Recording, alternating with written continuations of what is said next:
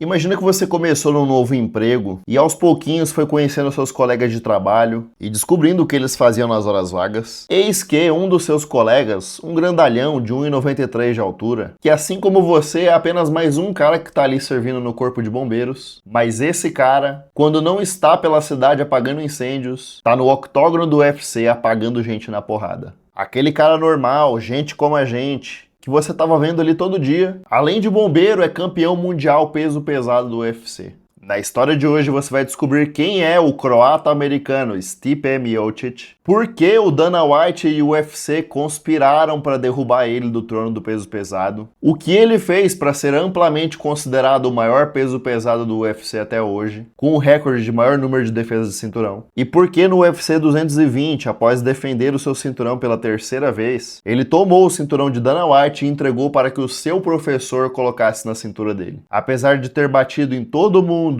tido revanches e trilogias com os maiores nomes da divisão, foi com o final do reino dele que começou a maldição do peso pesado do UFC. Com vocês, Stipe Miocic. Nascido em 19 de agosto de 82 em Euclid, Ohio, Stipe era filho de imigrantes croatas que se separaram quando ele ainda era criança e ele continuou vivendo com a sua mãe, que se casou novamente e teve o seu meio-irmão mais novo, Jonathan. Desde muito novo, Stipe foi encorajado por sua mãe para se envolver em esportes. Por isso, Miocic jogou beisebol, futebol americano e praticou também o wrestling. Inicialmente, o seu esporte de destaque foi, na verdade, o beisebol, onde ele atraiu o interesse da Liga Colegial de Beisebol e da Cleveland State University, onde ele chegou a competir na segunda divisão da Liga Colegial de Beisebol. E foi também na época da faculdade que Miocic obteve destaque no wrestling, onde ele chegou a ser um wrestler da primeira divisão da NCAA. E até ali, o grande sonho de Miocic era, na verdade, ser jogador de beisebol, mas foi apenas em 2005 que ele foi convidado para ser parceiro de treino do lutador do UFC, Dan Bobish. Na época ele ainda competia no beisebol e no wrestling e estava concluindo a sua formação como paramédico, e após essa experiência de treino de MMA em 2005, ele teve um breve período onde ele focou no seu boxing, e o seu professor da época, Marcos Marinelli, destacou que apesar de ter apenas alguns poucos meses de treino, Miocic estava deitando boxers com anos de experiência na lona. Foi nessa mesma época que ele fez a sua estreia no MMA amador, compilando rapidamente um cartel de 5 vitórias e 0 derrotas, sendo todas as 5 por nocaute no primeiro round. No boxe ele venceu o Golden Gloves da divisão super pesado, com um nocaute no segundo round, seguindo para a etapa nacional do Golden Gloves no mesmo ano, vencendo as suas 2 primeiras lutas por nocaute e perdendo apenas nas quartas de final para Brian Jennings, que viria a se tornar profissional e desafiante ao cinturão mundial peso pesado. Foi finalmente em fevereiro de 2010 que Stipe Miocic estreava como lutador profissional de MMA, lutando inicialmente no seu estado natal em Ohio, onde ele acumulou 6 lutas e 6 vitórias, sendo todas por nocaute no primeiro ou no segundo round, se tornando campeão da North American Allied Fight Series, a organização local do seu estado. E finalmente, no dia 14 de junho de 2011, Stipe Miocic assinava o contrato com o UFC. Na sua estreia no UFC, Stipe enfrentou Joey Beltran em outubro, no UFC 136, tendo a sua primeira vitória por decisão dos jurados. E na rodada seguinte ele enfrentou Phil DeFries, conquistando o seu primeiro nocaute no UFC e também o prêmio de nocaute da noite. E após vencer a sua terceira luta no UFC, também por nocaute com cotoveladas contra Shane Del Rosario, seria finalmente em setembro de 2012 que Miocic enfrentaria não apenas o seu primeiro oponente significativamente mais alto que ele, mas também amargaria a sua primeira derrota no UFC. Que apesar de ter terminado em nocaute no segundo round, foi uma luta um tanto quanto polêmica devido à dedada no olho sofrida pelo Stipe, mas ainda assim ambos os lutadores saíram dali com o prêmio de luta da noite. E na próxima rodada, Miocic pegaria o seu primeiro veterano da casa, Roy Nelson, o gordinho porradeiro do UFC, luta na qual o Stipe era amplamente o azarão nas casas de apostas, e apesar disso ele venceu a luta por decisão unânime de forma incontestável. Papo de vencer os 3 rounds da luta 3-0. Papo dele acertar o Roy Nelson 106 vezes, sendo dessas 90 na cabeça, e Roy Nelson acertar apenas 23 golpes na luta inteira. Na rodada seguinte, Stipe enfrentaria o brasileiro Gabriel Gonzaga, que ficou conhecido por ter nocauteado Mirko Filipovic Crocop com aquele chute na cabeça. mas que infelizmente pro Gonzaga aquele teria sido o seu maior feito no MMA, e o Stipe levou a vitória por decisão unânime. Na rodada seguinte, Miocic enfrentaria o top contender Júnior dos Santos, o cigano, que infelizmente teve que pular fora da luta devido a uma lesão na mão, e foi então substituído pelo também brasileiro Fábio Maldonado. E apesar desse evento principal ter acontecido em São Paulo no ano de 2014, Miocic precisou de apenas 35 segundos para nocautear Fábio Maldonado. E infelizmente para o fã brasileiro essa não seria a última vez que Stipe Miocic deixaria uma multidão de brasileiros em silêncio. Foi apenas no mês de dezembro de 2014 que finalmente Stipe Miocic e Júnior dos Santos se enfrentaram. E foi o evento principal de um Fight Night, que foi uma guerra de 5 rounds. Foi uma luta lá e cá. Mas naquela noite o cigano foi mais contundente, levando a vitória para casa. E novamente ambos os lutadores levaram o bônus de luta da noite. Apesar da derrota, foi naquela noite de 13 de dezembro de 2014 que o Stipe havia mostrado para o mundo que ele era um futuro campeão do UFC. Que apesar de ele ter sido derrotado naquela noite pelo futuro campeão Júnior Cigano, ele voltaria mais forte do que nunca, inaugurando assim a fase lendária da sua carreira. Voltando à coluna da vitória em maio de 2015, numa guerra de 5 rounds contra o porradeiro neozelandês Mark Hunt, aquele nocauteou no 5º round, numa luta que foi um verdadeiro massacre, porque o Miocic acertou 361 golpes e o Hunt apenas 48, e que deixaram o Stipe grandão na divisão peso pesado. 5 meses depois, em outubro de 2015, Miocic enfrentaria o nocauteador Ben Rothwell. Entretanto, Miocic se lesionou e não pôde lutar. Foi por isso que apenas em janeiro de 2016, no UFC 195, Stipe enfrentou o ex-campeão e veterano do UFC, Andrei Arlovski. E ele precisou de apenas 54 segundos de combate para nocautear o bielorrusso. Foi após essa vitória que Stipe apontou para Dana White fora do octógono e falou: me dê a minha chance de disputar o cinturão, chegou a minha vez, give me my shot. E o que estava acontecendo na divisão peso pesado nessa época era que o então campeão Caim Velasquez, que reinava supremo depois de ter batido no cigano 2 vezes, havia acabado de ser jambrolhado pelo Fabrício Werdum. Caso você não tenha visto o documentário sobre o Werdum da semana passada, eu vou deixar o card para ele aqui no final da história de hoje. Mas o Werdum e o Velasquez iriam se enfrentar numa revanche. Entretanto,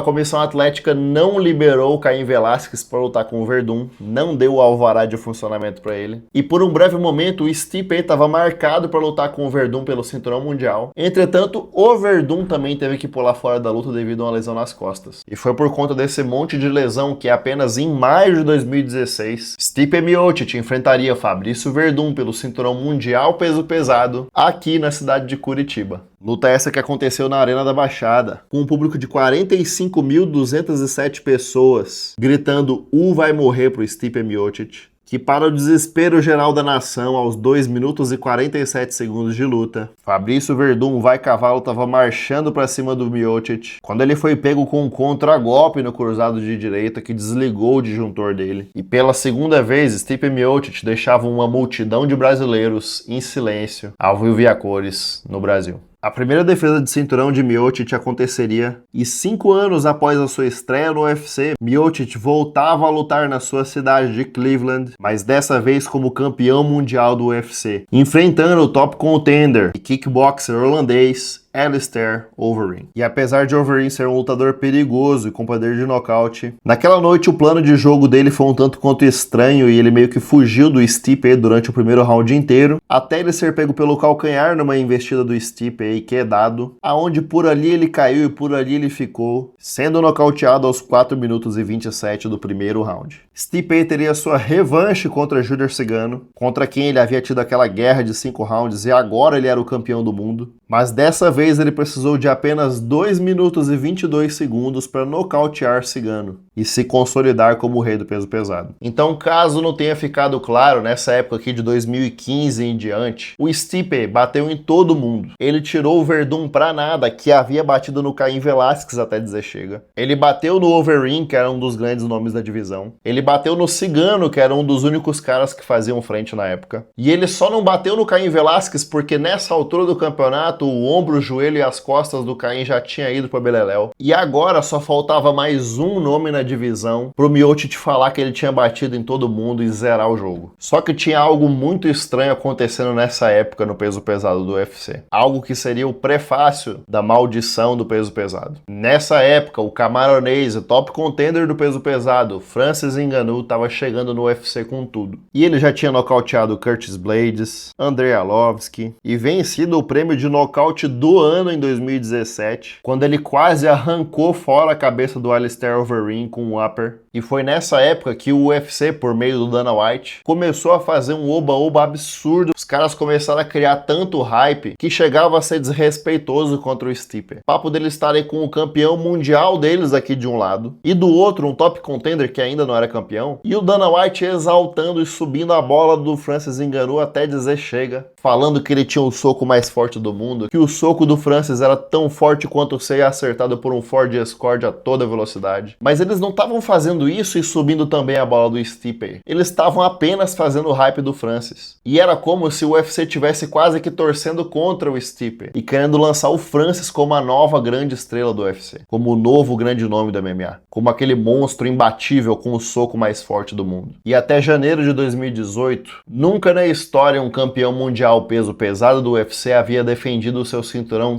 3 vezes consecutivas. A maré e todas as apostas estavam contra o Stipe. Apesar disso, ele venceu o Francis Ngannou. Na primeira luta em que Francis foi muito afoito atrás do nocaute e acabou morrendo no gás, Stipe foi mais experiente, administrou melhor os 5 rounds e venceu por decisão unânime, não apenas batendo o recorde de número de defesas consecutivas de cinturão, mas também se firmando como o verdadeiro campeão do peso pesado, tendo batido em todo mundo. Mas se você acha que a maior rivalidade da carreira do Stipe seria contra o Francis, você achou errado. Porque foi nessa época que o campeão da categoria de baixo, dos meio pesados, era DC Daniel Cormier, que havia chegado no UFC em 2013, feito os primeiros 5 anos da sua carreira no peso meio pesado, vencendo Roy Nelson, Dan Henderson, Alexander Gustafsson, Anderson Silva, o Rumble Anthony Johnson, perdendo apenas para John Jones, que estava cheirado e fedendo a trembolona. Tava. Inclusive foi por isso que a segunda luta deles virou no contest depois. Mas foi por esse contexto que Daniel Cormier subiu para os pesos pesados para tentar o duplo campeonato nessa disputa de campeão contra campeão, que foi uma das maiores super lutas dos anos 10 no UFC, aonde Miocic era o favorito nas casas de aposta, devido à sua altura, envergadura e tamanho natural de peso pesado. Entretanto, Miocic não apenas foi nocauteado no primeiro round, mas como esse nocaute também gerou controvérsia, porque Cormier foi advertido múltiplas vezes pelo árbitro Mark Goddard pelas dedadas que ele estava dando no Miocic, que futuramente levaria o Miocic à cirurgia ocular, mas coisa que na época, diferente do que está acontecendo hoje com Tom Aspinall, passou batido, e Daniel Cormier se tornou não apenas campeão peso pesado, mas também duplo campeão do UFC. A revanche entre os dois aconteceria em agosto de 2019 no UFC 241, revanche na qual Miocic teve mais cuidado com os dedos de Daniel Cormier, e Cormier até começou melhor na luta, mas no quarto round Stipe teve que ir de luta, acertou dezenas de socos no corpo de Daniel Cormier, ali do ladinho direito, no fígado. Quem tá ligado no Paranauê sabe o que dói um soco nesse lugar. E foi assim que no finalzinho do quarto round, faltando menos de 1 minuto para acabar o round, Stipe derrotou Daniel Cormier na revanche e recuperou o seu cinturão peso pesado. E lembra que eu falei que o Stipe teria que passar por cirurgia ocular para se curar das dedadas do Daniel Cormier? Pois é, foi justamente devido a essa cirurgia no olho que a conclusão da trilogia entre Miocic e Cormier aconteceria exatamente 1 ano depois, na mesma semana de agosto do ano seguinte, em 2020. Combate esse que, apesar de ter sido o épico desfecho da trilogia, não teve plateia e aconteceu na silenciosa Ilha da Luta, apenas ao som dos socos e chutes e grito dos corners, devido a então pandemia do Covid-19. Foi ali no dia 15 de agosto de 2020 que Stipe derrotou por decisão unânime Daniel Cormier, que por sua vez tirou as luvinhas e se aposentou ali mesmo do MMA. Naquela noite, Stipe havia não apenas se consolidado como campeão peso pesado e concluído a trilogia com Daniel Cormier, ele havia também estendido o seu próprio recorde de defesa de cinturão peso pesado para 4.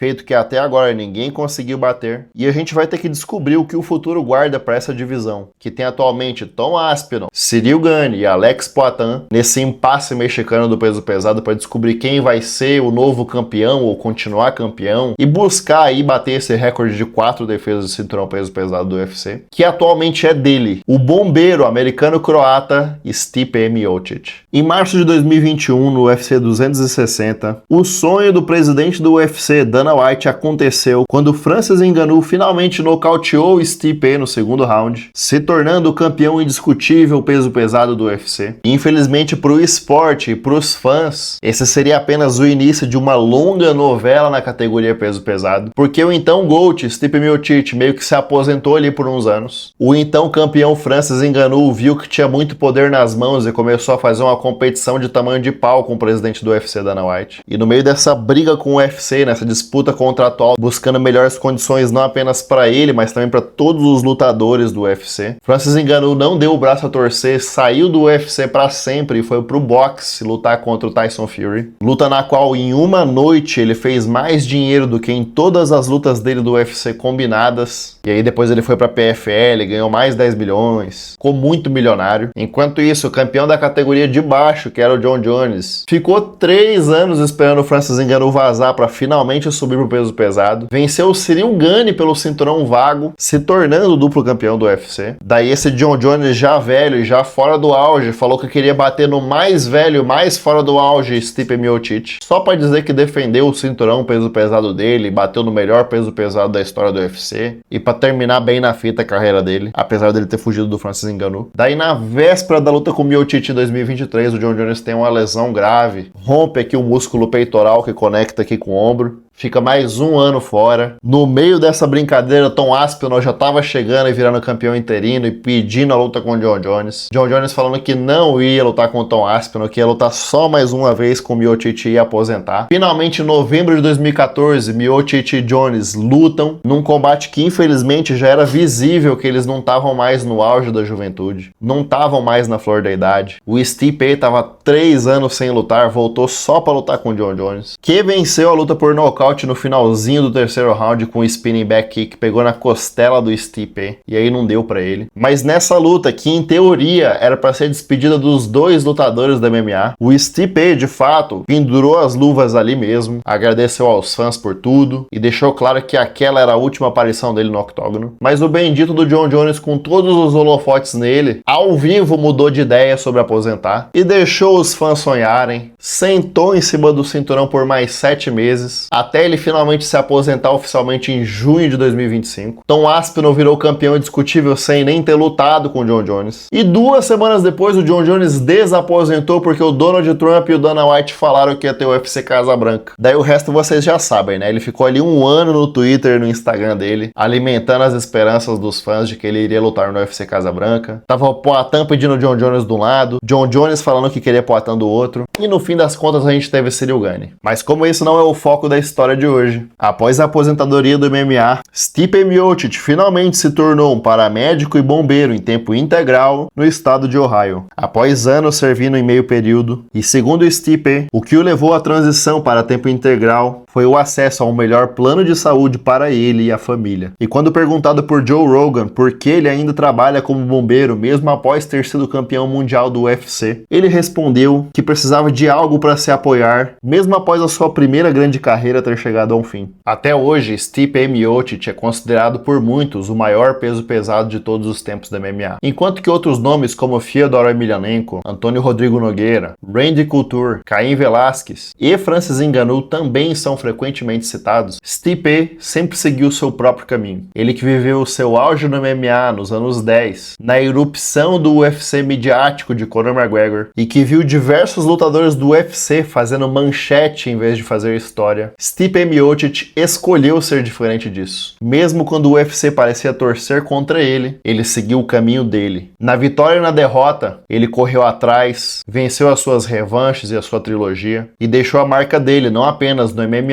mas também como um dos grandes do peso pesado. E por falar em grandes nomes do peso pesado, você sabe quem é o campeão do UFC que era conhecido como Capitão América? Caso você ainda não conheça a história dele, na semana que vem eu trago pra você o veterano, pioneiro do UFC e do MMA, Capitão América, Randy Couture. Se você quiser ter acesso antecipado aos documentários semanais aqui do canal, basta clicar em Seja Membro aqui embaixo e entrar pro Clube da Luta. Semana que vem tem mais e eu te vejo do outro lado.